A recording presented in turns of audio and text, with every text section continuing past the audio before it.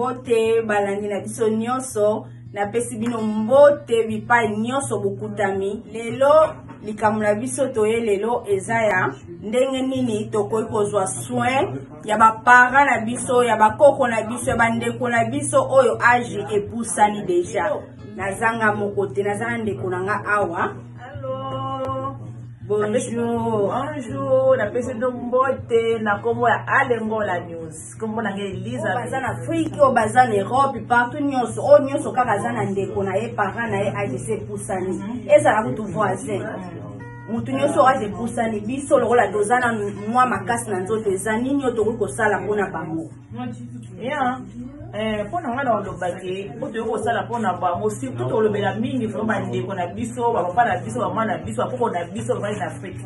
parce que on va laisser awa vraiment ce qui parents na razali awa même kutu yo za mbongo te abeli ba kozwa na ye ba kokene na ba kozwa na ye donc aba centraliser beli ba tsaka bango donc il va aller bien to bela mingi va pour na ba ndeko na biso ba koko na biso ba za na mboka ya Afrique donc il faut que ngara vraiment que ko sungara bango mingi parce que tu es dit que biso na bamboka na biso na ba société donc biso mo to comme ba société ba parents na biso mo to comme ba mbongo ba parents na biso donc il ko yeba vraiment ya ko joa vraiment ya ko tindela bango ya ko rendre vraiment soin na bango vraiment malamu parce que biso mo kam tozali awa na bakoko na biso wasa ko na Afrique fe ba make non na lendambo tika ba ndambo na tindela tete ba mayo ba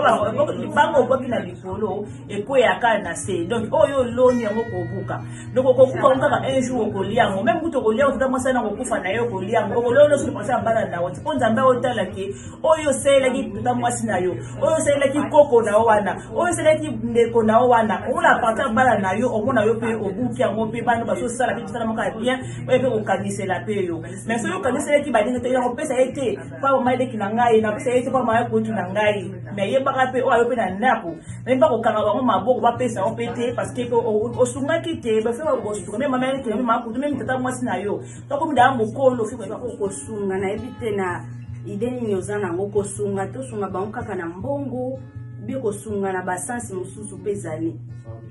te ko sunga na bandenge bele yana mbongo kate mbongo eza bien mais et au badi c'est parole pesa la rapé bien pour parole et ko bik ça peut mutu parole ko pe ko modire mutu même na parole ko benga ye ko sola na ye donc ko sola ne ko pesa ba tendresse ça la rapé bien pe ko sepela même ko mutu mbongo tant ça pour ça a pe mbongo na yo alors ka pe je t'aime na yo alors ka pe ba azo pe ba kanen na yo mo pe ça le ka na biso baza banzamba se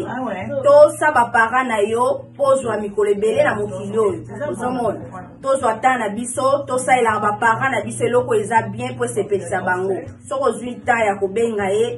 ye solisa ye to pesa bango ba tendresse belé to lakisa bango boli balisa ndikonanga nazali kamkade yo pesika ke no on to sala ka to futa ngo to on sa to bénéfice ngo donc to sala ngo ye baka ke o bénéfice na ngo un jour donc faut sala ngo pozwa bénéfice na yo parce que li pamboli ba rachara ngo donc ba sala ngo ka bongo mo pe zuli pamboli na opi donc faut ka pamboli partout o mo pozwa pamboli na même si to bona ba so pe na ba télévision pour ka mokolo pe azana luka aide o ko pe ko aider donc il y a kali ozolo na kala kati ya mabele zaka malamu donc ya sepeli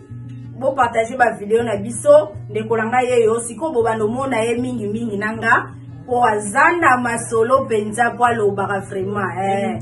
bokoyoka ye conseil ya bien bo partager ka ba vidéo o pena nos a s'abonner te bo s'abonner zamba opambola bino ebele na pesi bino nyonso ba mbote ebele na pesi ba parents nanga ba mbote ebele na pesi grand frère nanga Edmond Vumi